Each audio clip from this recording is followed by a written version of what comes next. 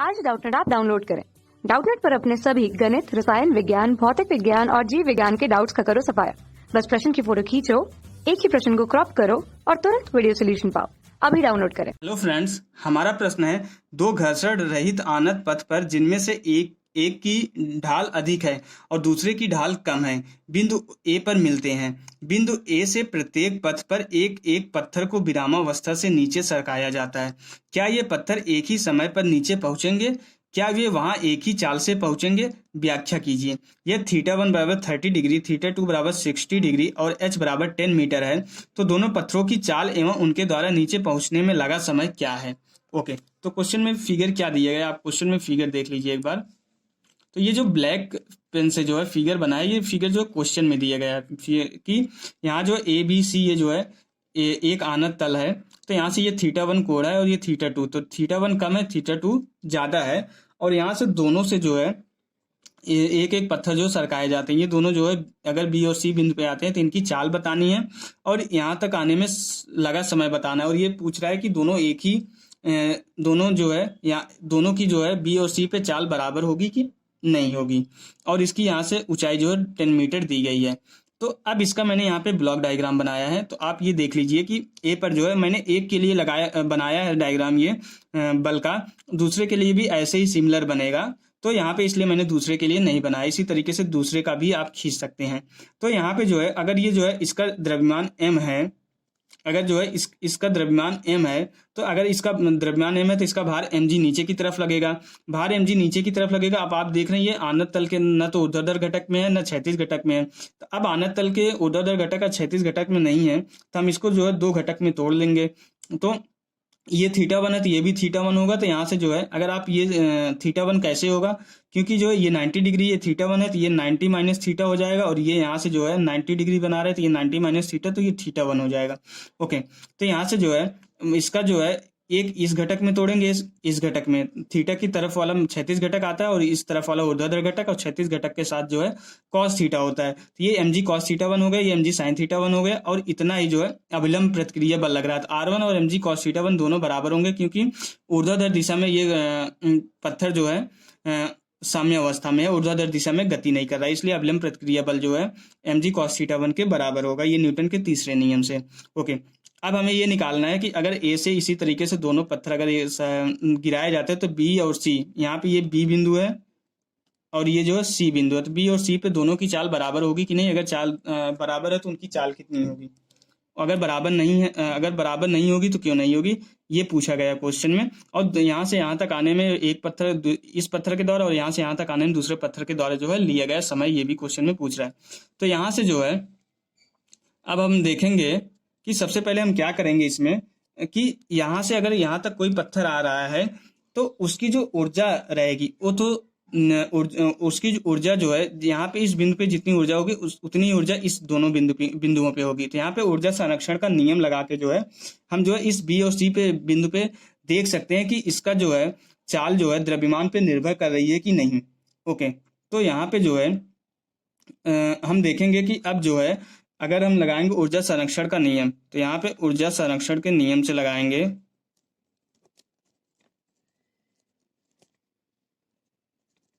ऊर्जा संरक्षण के नियम से यहाँ पे लगाएंगे कि इनिशियल टू कुल ऊर्जा ए बिंदु पे बराबर कुल ऊर्जा बी बिंदु पे या सी बिंदु पे। तो यहाँ पे इस बिंदु पे जो है गतिज ऊर्जा स्टार्टिंग में तो विरामावस्था से छोड़े गए हैं, तो गतिज ऊर्जा नहीं है, सिर्फ स्थितिज ऊर्जा है, तो 0 प्लस mgh हो जाएगी, बराबर हो जाएगा ये। यहाँ पे जो है स्थितिज ऊर्जा 0 होगी, सिर्फ गतिज ऊर्जा रहेगी, तो ये 1/2 mv²। अगर वेग हम मान लेते हैं यहाँ पे v है, तो यहाँ से हम देख रहे हैं कि ये m कैंसिल हो जाएगा और जो है v हमारा कितना आ रहा है, √2gh आ रहा है। तो ये हमारा v जो है √2gh आ रहा है। तो ये तो न तो इस आनत तल के कोण पे न निर्भर कर रहा है, न पिंड के द्रव्यमान पे निर्भर कर रहा है, ये तो गुरुत्वीय त्वरण और हाइट पे निर्भर कर रहा है। अगर दोनों पिंड के लिए जो ऊंचाई बराबर है और गुरुत्वीय त्वरण तो सेम ही लगेगा, तो इसलिए हम बोलेंगे कि बी और सी बिंदु पे दोनों पत्थरों की चाल जो है बराबर होगी। अब ये चाल कितनी होगी, अगर h बराबर 10 मीटर दिया गया है तो यहाँ पे बी बिंदु पे चाल और सी बिंदु पे चाल बराबर होगी, और वो कितनी होगी, वी बराबर सी बी बराबर जो होगा वी सी बराबर हो जाएगा 2 × 9.8 × 10। अगर इसको सरल करते हैं तो कितना आता है, ये 14 मीटर पर सेकंड आता है। तो एक क्वेश्चन सॉल्व हो गया कि चाल कितनी होगी हमारी बी और सी बिंदु पे 14 मीटर पर सेकंड होगा। अब हमें निकालना है, दूसरा क्वेश्चन है कि लिया गया समय कितना होगा। ओके, अब हमें क्या निकालना है, समय निकालना है। तो समय निकालने के लिए हम क्या करेंगे, सबसे पहले इस आनत तल पे लगने वाला त्वरण हमें निकालना पड़ेगा। तो ये जो है किसके कारण गति कर रहा है इस आनत तल पे, इस mg sin थीटा वाले बल के कारण गति कर रहा है। तो अगर ये बल लग रहा है तो यहाँ से हम इसका त्वरण निकाल सकते हैं। अगर समय निकालना है तो हमें पहले त्वरण पता होना चाहिए। तो यहाँ से किस बल के कारण गति कर रहा है, F बराबर mg sin थीटा 1 के कारण गति कर रहा है। हम पहले पत्थर की बात कर रहे हैं जिसका कोण थीटा 1 है। तो ये जो है ma1 बराबर हो जाएगा mg sin थीटा 1 हो जाएगा। तो यहाँ से जो है a1 की जो वैल्यू निकल के आएगी g sin थीटा 1 आएगी। ओके, तो यहाँ से a1 की वैल्यू g sin थीटा 1 आ गई। अब हम जो है न्यूटन की गति का प्रथम नियम लगा सकते हैं, क्योंकि जो है प्रारंभ में चाल जो है 0 दी गई और हमें समय पूछ रहा है और अंतिम वेग हमें पता है। तो इसमें संबंध जो है न्यूटन की गति का प्रथम नियम बताता है, जो कि है v बराबर u प्लस at। तो अगर हम पहले पत्थर की बात कर रहे हैं तो पहले पत्थर के लिए जो है ये जो v की वैल्यू तो दोनों के लिए सेम ही है। ये कितना है 14 है, बराबर u तो 0 है, प्लस a1 कितना a1 है, ये t1 है। तो यहाँ से जो है अब अगर हम t1 की वैल्यू निकालेंगे तो कितना आएगा, यहाँ से t1 बराबर हो जाएगा 14 डिवाइडेड बाई a1। तो 14 डिवाइडेड बाई a1 कितना हो जाएगा, g कितना है 9.8 और साइन थीटा जो है साइन 30 डिग्री कितना हो जाएगा 1/2।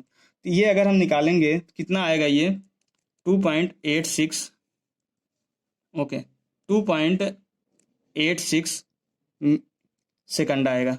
इसको आने में कितना टाइम लगेगा 2.86 सेकंड। ओके, इसी तरीके से अगर हम दूसरे पत्थर की बात करें तो दूसरे पत्थर के लिए जो त्वरण हो जाएगा, पहले पत्थर के लिए g sin थीटा 1 है तो दूसरे के लिए g sin थीटा 2 हो जाएगा, मीन्स g sin 60 डिग्री। और यही सेम इक्वेशन अगर दूसरे के लिए भी लगाएंगे तो यहाँ से t2 की जो वैल्यू निकल के आएगी, चाल तो 14 ही रहेगी, त्वरण a2 रहेगा, a2 की वैल्यू कितनी होगी g sin थीटा 2 होगी। अगर ये g sin थीटा 2 होगा, यहाँ से 14 डिवाइडेड बाई 9.8 इंटू ये कितना होगा √3 डिवाइडेड बाई 2। ओके, ये √3 डिवाइडेड बाई 2 होगा और जो इसकी वैल्यू निकल के आएगी बराबर कितना हो जाएगा, ये 1.65 सेकंड। अब यहाँ पे समय अलग अलग लग रहा है। समय अलग अलग क्यों लग रहा है, क्योंकि समय जो है त्वरण पे डिपेंड करेगा कौन से पत्थर पे कितना त्वरण लग रहा है। तो त्वरण हमारे किस पे डिपेंड कर रहा है, इस आनत तल के कोण पे। तो त्वरण उसका ज्यादा होगा जिसका आनत तल का कोण ज्यादा होगा। आनत तल थीटा 2 बराबर ज्यादा, इसलिए अगर आनत तल का कोण जिसका ज्यादा होगा उसके लिए जो है समय कम लगेगा, क्योंकि जिसका त्वरण ज्यादा होगा उसका समय कम होगा। इसलिए यहाँ पे दूसरे वाले पत्थर के लिए जो 60 डिग्री वाले आनत तल कोण पे गिराया जा रहा है उसको कम समय लग रहा है, जो पहले वाले आनत तल पे गिराया जा रहा है 30 डिग्री वाले पे उसको जो है ज्यादा समय लग रहा है। तो हमारा यही आंसर हो जाएगा, एक पे जो है 1.65 सेकंड लगेगा, दूसरे को जो है 2.86 सेकंड लगेगा। ओके, तो यही क्वेश्चन में पूछा गया था, चाल पूछा गया था, चाल 14 मीटर पर सेकंड हो गई, समय जो है निकल गया। Okay, thank you. कक्षा 6 से 12वीं से लेकर नीट, IIT, JEE वो एडवांस के लेवल तक 1 करोड़ से ज्यादा छात्रों का भरोसा। आज ही डाउनलोड करें डाउटनेट ऐप या व्हाट्सएप करें अपने सारे डाउट्स 8400 400 400 पर।